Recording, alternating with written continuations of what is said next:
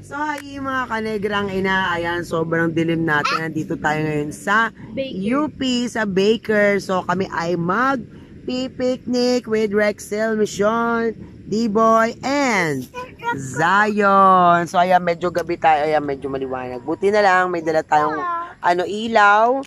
Diba? Madilim na talaga dito sa UP. Meron kaming, Diyos ko po, nalaglag ng ating ilaw. Ayan, meron kaming comedy Kaya lang, dali lang. Edit ko na lang yan. Aray ko, nawala na. Japek Japek? Japek. Hindi kasi maigpitan. Edit ko na.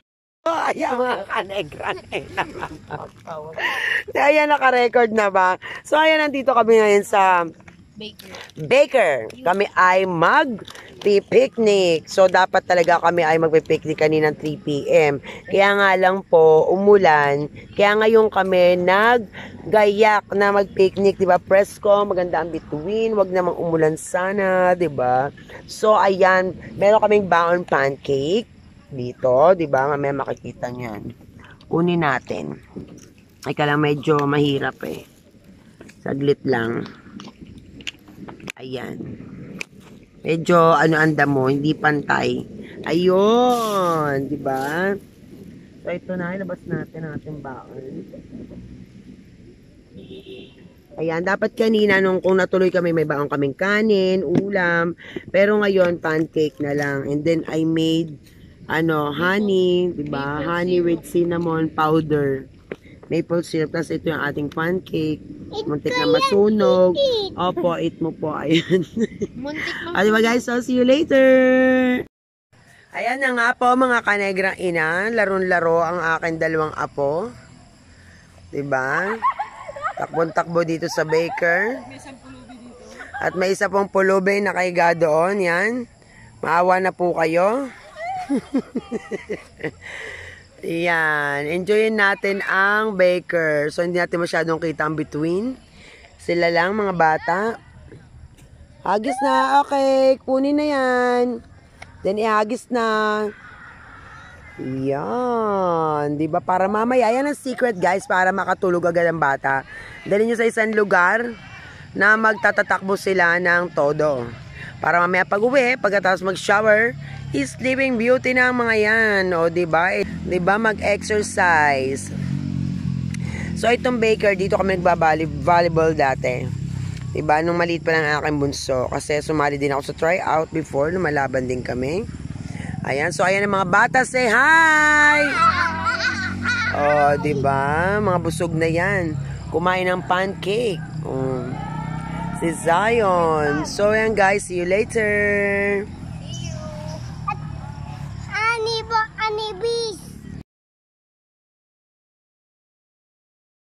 So, ayan na yung mga kanegrang inakakain kami ngayon. So, as you can see, dito sa, anong pangalan nito ulit? Sislog House. Sislog House. So, we're gonna having our midnight snack.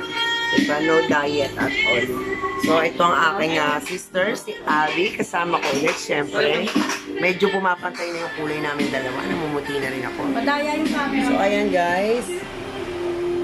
Dito lang yan sa, to all my friends dito sa Los Baños, dito lang yan after ng Olivares sa may Tulay, Sislog House. So, ating husgan kung ano nga ba nilasa ng pagkain na ito. Oh, may libre pang sabaw yan. May libre pang sabaw, guys. So, diba? Yummy. Actually, pareho to nung uppercut, barbershop. So, wait nyo lang pagpo-post ko about uppercut. And then, after to, itong Sislog House. So, bye! Eating time!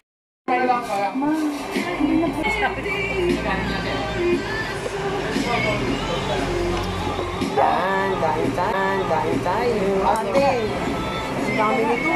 Kaya niya yan. Kaya nga namin ni Brian yan Tama nga, madami. Dami yan, dinalo. Pero nung nasa pero nung kagabi, nung nakaraang linggo, umirit pa rin isang kanin si Brian.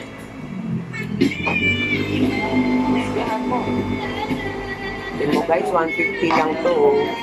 Tatlong kanin, then dalawang liempo. Halagang 150,000 pesos. Tikman natin. Harap? Kishiko? Yes. May libre bang pere balot? Is that right? Ikaw sama isang egg. So, this one. So guys, hindi ko na sabahan sila talaga napakasarap. So bye for now. Sarap yung green. Ang gumagawa.